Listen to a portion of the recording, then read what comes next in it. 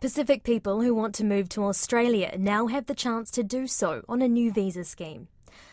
There are 3,000 places available, with most Pacific countries given a quota that people can enter a ballot for, which opens on June 3rd. The head of the Australian National University's Development Policy Centre, Stephen Howes, told Don Wiseman what the Australian Engagement Visa is offering. The engagement visa allows the successful applicants for that visa to become permanent residents of Australia. So it's quite similar to New Zealand's Samoa quota and Pacific Access category for other countries. It operates through a ballot because it's anticipated it will be oversubscribed. And then those who are successful in the ballot, if they pass the health check and the police check, and if they're able to land a job in Australia, they're then able to move with their family to Australia and become permanent residents. So the visa's been, it was announced actually, I think a couple of years ago now, and it was always going to be 3,000 visas per year, at least initially. And last year, the government passed the necessary legislation to make this visa operational. But what it's done just now is actually announce how these 3,000 visas are going to be divided up between the various participating Pacific countries. So the Development Policy Centre, what do you think of the way they've broken up that quota?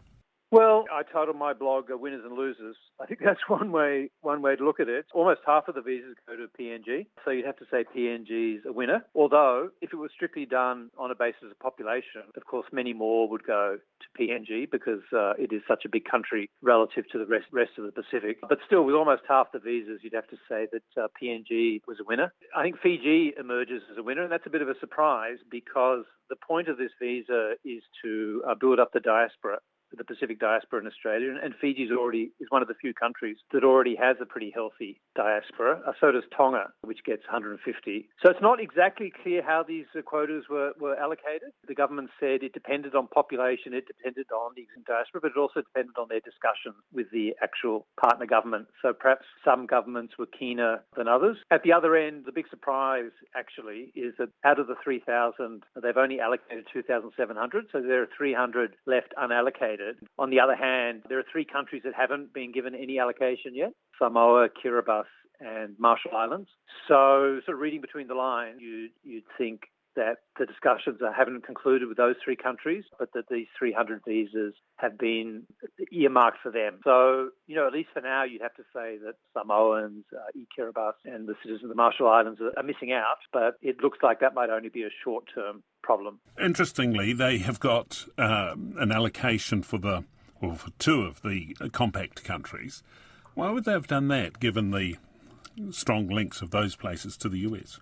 Yeah, that's right. And I think you can be critical of that because all the citizens of FSM Palau and RMI can move to America indefinitely. It is true they can't actually become permanent residents in the United States, whereas here, as soon as they get the visa, they become permanent residents of Australia. So it may still be attractive for those countries, but I guess the reason that Australia did it is that this is sort of meant to be a pan-Pacific initiative. It's meant to make Australia more part of the Pacific family.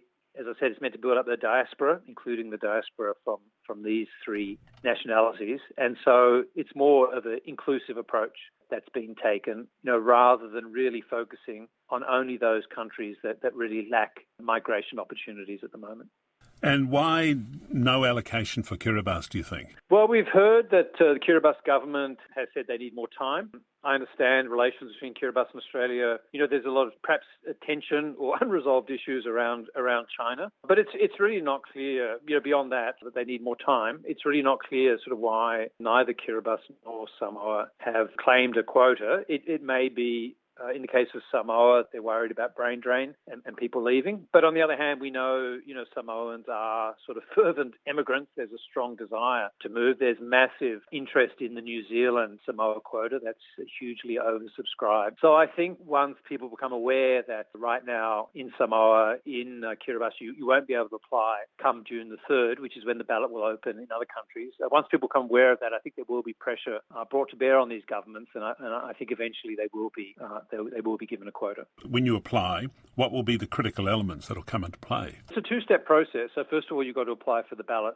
And then second, if you're successful on the ballot, then you actually apply for the visa. So it's exactly the same as the New Zealand visa. And the actual ballot application is quite simple. It is online. So you've got to have access to the internet. You've got to pay $25. You've got to be between the age of 18 and 45. But you can also include your partner and dependent in your application. You don't have to be in your country of citizenship. You could be in Australia, for example, but you do have to be born in that specific country or have had one of your parents born there. And then I think the biggest challenge for some countries will be that you've got to have a passport even to apply for the ballot. So I know I do a fair bit of work in PNG, and there can be a long delay there in actually getting the passport. A lot of people just don't have a passport, PNG. So definitely I'd advise anyone considering entering the ballots on June the 3rd, but especially those in PNG, to straight away go and apply for a passport.